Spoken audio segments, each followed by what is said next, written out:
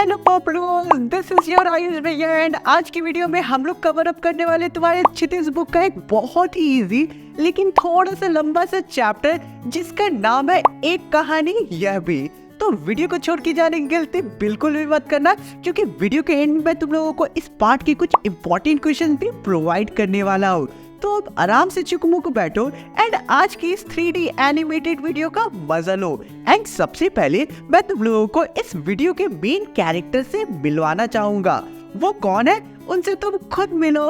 हाय, मैं हूँ मन्नू भंडारी, इस पार्ट की लेखिका, और पार्ट में मैं तुम लोगों को अपनी जिंदगी की कहानी के बारे में बताऊंगी।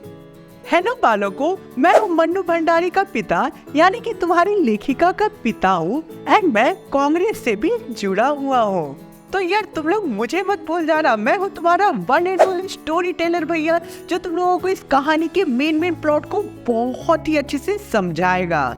मेरा जन्म मध्य प्रदेश के भानपुरा गांव में हुआ था, लेकिन मुझे अपने गांव के बारे में ज्यादा कुछ याद नहीं है। मेरे यादों का सिलसिला अजमेर के ब्रह्मपुरी मोहल्ले के 2 मंजिला मकान से होती है, जिसके सेकेंड फ्लोर पे मेरे पिताजी का राज था। वो ऊपर के सेकेंड फ्लोर में रहते थे। ऊपर वो बुक्स, न्यूज़पेपर या लेटर्स पढ़ते रहते थे या डिक्टेशंस देते रहते थे। उनकी रूम यही सारी चीजों से फैली हुई रहती थी, क्योंकि मेरे जो पिताजी है वो यही सबसे रिलेटेड काम किया करते थे। नीचे के फ्लोर में हम सारे भाई बहन रहते थे और हम भाई बहनों के साथ मेरी माता, मेरी व्यक्तिहीन अनपढ़ माता रहती थी, जो हमारी इच्छा और पिताजी की हर आज्ञा का दिन भर बिना कोई सवाल किए पालन करती रहती थी। तो सबसे पहले हमें पाठ में लेखिका के पिता के बारे में बताया जाएगा। अजमेर से पहले मैं इंदौर में था एंड वहाँ पे मेरी बहुत ही ज्यादा प्रतिष्ठा थी, नाम था, सम्मान था। मैं कांग्रेस के साथ समाज सुधार कार्यों में भी जुड़ा हुआ था। मैं 8-8, 10-10 बच्चों को अपने घर में रह के पढ़ाया करता था, उन्हें शिक्षा प्रदान किया करता था एंड एक टाइम पे जब वो बड़े हो जाते हैं तो उन्हें बहुत बड़ी बड़ी नौकरी मिलती है एंड मुझे ये देखकर बहुत ही ज्यादा गर्व महसूस होती है। ये मेरी खुशहाली के दिन थे और इन दिनों में मेरी दरिया दिली की भी बहुत चर्चे थे।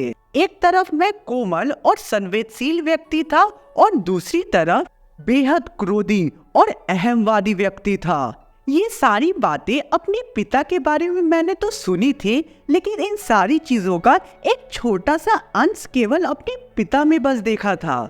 एक बहुत बड़े आर्थिक झटके यानी फाइनेंशियल प्रॉब्लम के चलते मैं वापस इंदौर से अजमेर चला जाता हूँ, जहाँ मैंने अकेले के दम पे अंग्रेजी और हिंदी के शब्दकोश के काम को आगे बढ़ाना शुरू कर दिया, जो अपने टाइम का पहला और अकेला हिंदी अंग्रेजी शब्दकोश था। इस काम में मुझे यश और प्रतिष्ठा तो मिलती है, लेकिन रोकड़ा यानी कि पैसे एक भी नहीं मिलती है। यानी कि मुझे फाइनेंशियल प्रॉब्लम थी, जिसके कारण मैंने ये काम किया, लेकिन पैसा का तो कहीं नामो निशान नहीं था, मुझे एक भी पैसे नहीं मिलते हैं। खराब फाइनेंशियल कंडीशन ने धीरे धीरे मेरे अंदर की जितनी भी पॉजिटिविटी थी वो निचोड़ना शुरू कर दिया। यानी कि मैं बहुत खुश रहता था, मेरी खुशी वाली जिंदगी थी, उससे चिड़चिड़ा मैं धीरे धीरे बनता गया एंड सारी पॉजिटिविटी को पैसों ने खत्म कर दिया। तुम लोग समझ रहे हो ना, अगर कोई इंसान बहुत ज्यादा पैसा कमाता है एक टाइम पे एंड फिर उसके लाइफ में पैसों की बहुत ज्यादा कमी हो जाती है तो वो चिड़चिड़ा बन जाता है। तो वही कंडीशन मेरे साथ भी हो रही थी।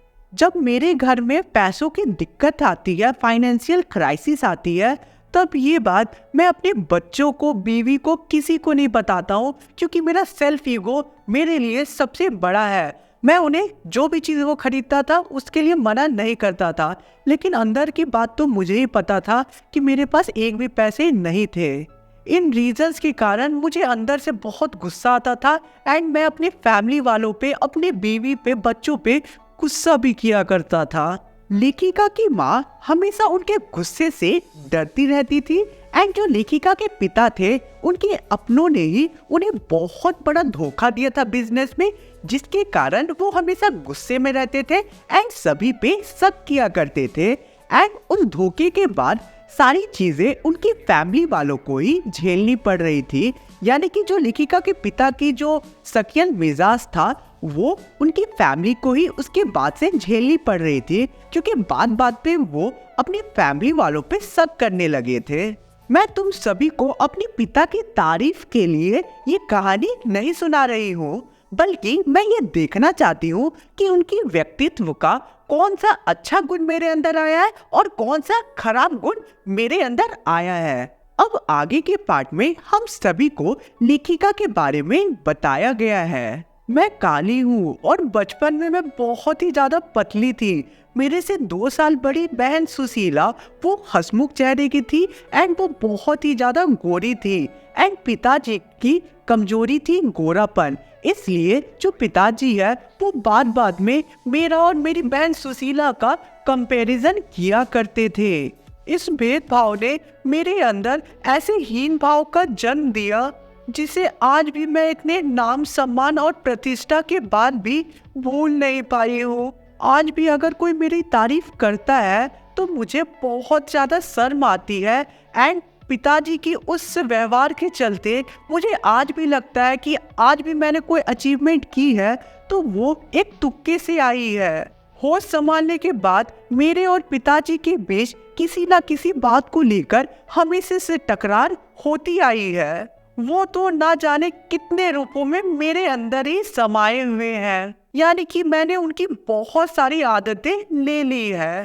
पुरानी परंपरा और पीढ़ियों की बातें जो पुराने जमाने से चली आ रही है वो आज भी हमारे अंदर जड़ फैलाई बैठी हुई है। समय जितना भी बीत जाए हमारे पहनने का ढंग, ओढ़ने का ढंग, खाने का ढंग, पीने का ढंग, सारी चीजें कितनी भी बदल जाए लेकिन हम हमेशा अपने रीति रिवाजों से कनेक्टेड रहते हैं और उससे कभी भी मुक्त नहीं हो सकते हैं। अब आगे के पार्ट में हम सभी को लेखिका के माता के बारे में बताया जाएगा। लेखिका के पिता के ठीक विपरीत थी उनकी बेपढ़ी लिखी माता। उनमें बहुत ही ज्यादा धैर्य और सहन शक्ति थी। वो लेखिका के पिता की हर ज्यादती को सहती थी, यानी कि वो जो भी बोलते थे वो हर बात वो माना करती थी एंड अपने बच्चों के हर उचित एंड अनुचित मांगों को भी वो धैर्य से पूरा करती थी। ये सारी चीजों को वो अपना एक फर्ज समझ के बहुत ही सहज तरीके से पूरा किया करती थी। उन्होंने जिंदगी भर ना ही कुछ मांगा ना ही कुछ चाहा, केवल दिया ही दिया। यानी कि वो हमेशा अपने बच्चों, अपने पति, इन सारी चीजों में ही उलझी रह गई, अपने लिए कभी टाइम नहीं निकाला एंड वो बहुत ही अच्छी एक औरत थी, यानी कि बहुत ही अच्छी एक वाइफ थी एंड माता थी।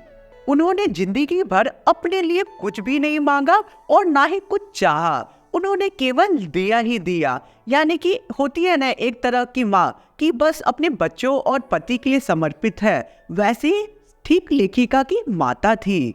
सारे भाइयों और बहनों का लगाव उनकी माँ से ही था, लेकिन उनका ये त्याग कभी भी लेखिका के लिए एक आदर्श नहीं बन पाया। भाई बहनों में मैं सबसे ज्यादा छोटी थी और उस टाइम मेरी एज अप्रोक्स 7 साल की थी। मैं और मेरी 2 साल बड़ी बहन सुशीला साथ में खेला करते थे, वो भी अलग अलग गेम्स जैसे कि पकड़म पकड़ाई, लंगड़ी टांग, गुड्डू गुड़ियों की शादी अपनी मोहल्ले की सहेलियों के साथ खेला करते थे घर के आंगन में। मैं अपने भाइयों के साथ भी खेला करती थी, लेकिन वो मेनली घर से बाहर जाकर खेला करते थे और हम बहनों का जो मर्यादा थी, जो सीमा थी, वो घर तक ही थी। हमें घर से बाहर निकलने की इजाजत नहीं मिलती थी। हाँ, लेकिन उस टाइम इतना तो जरूर था कि मोहल्ले के सारे घर के दीवार एक दूसरे से कनेक्टेड थे एंड हम कोई भी घर में आराम से जा सकते थे एंड हमें कोई भी मोहल्ले में जाने से नहीं रोकता था एंड हम इधर उधर किसी के भी घर में जाकर खेला करते थे। मोहल्ले के कुछ घर तो परिवार के ही हिस्से थे। लेखिका आगे बोलती है कि आज के जो युग के लोग हैं जो फ्लैट में रहते हैं वो पड़ोसी कल्चर से बहुत दूर हो चुके हैं। इसके कारण लोग असुरक्षित और असहाय बन गए हैं। लेखिका के स्टार्टिंग के 1 दर्जन कहानियों के जो कैरेक्टर्स थे वो उनके मोहल्ले से ही थे। जहां लेखिका ने अपने एडोलेसेंस की एज को काट कर अपने अडल्टहुड की चाइल्ड में एंटर किया था। इतने समय बाद भी मुझे मेरे मोहल्ले के सारे लोगों के भाव, भाषा और सभी कुछ याद थे एंड आराम से वो मेरे राइटिंग्स में उतर आते थे। यानी कि मुझे ज़्यादा एफर्ट भी नहीं लगाना पड़ता था उन्हें याद करने के लिए एंड मैं उन्हें इजीली अपने लेखन में, अपनी राइटिंग्स में उतार लिया करती थी। मेरा एक उपन्यास था महाभोज, जिसमें मुझे अचानक ही दास साहब की याद आ जाती है एंड ये चीज़ मेरे लिए बहुत ही ज़्यादा शॉकिंग थी, क्योंकि बहुत दिनों से मैंने दास साहब से बात नहीं की थी, मिला नहीं था एंड वो मेरे मोहल्ले में ही रहते थे एंड अचानक ही मुझे याद आता है कि दास साहब नाम का भी एक कैरेक्टर था मेरे मोहल्ले में, तो मुझे बहुत ही ज़्यादा आश्चर्य होती है। उस समय के टाइम पे लड़कियों की शादी केवल 16 साल की एज में कर दी जाती थी एंड लड़कियों को केवल 10th स्टैंडर्ड तक पढ़ाया जाता था। 1944 में जो सुशीला थी उसने ये योग्यता हासिल कर ली थी, इसलिए उसकी शादी कर दी गई एंड फिर वो कोलकाता चली जाती है। जो बड़े भाई थे लेखिका के, वो लोग भी अपनी पढ़ाई को आगे कंप्लीट करने के लिए बाहर चले जाते हैं। भाई बहन के सबके जाने के बाद मुझे नए सिरे से अपने वजूद का होने का एहसास होता है। पिताजी का भी ध्यान पहली बार मुझ पे पड़ता है एंड उसके बाद वो मुझ पे ध्यान देने लगते हैं। पिताजी का मुझसे ये भी आग्रह था कि मैं किचन घर में ना जाऊं, यानी कि रसोई घर में मैं ना जाऊं। ऐसा इसलिए क्योंकि पिताजी किचन को भटियार खाना कह के पुकारा करते थे और उनके हिसाब से वहां रहना अपनी क्षमता और प्रतिभा को भट्टी में डाले जैसा था।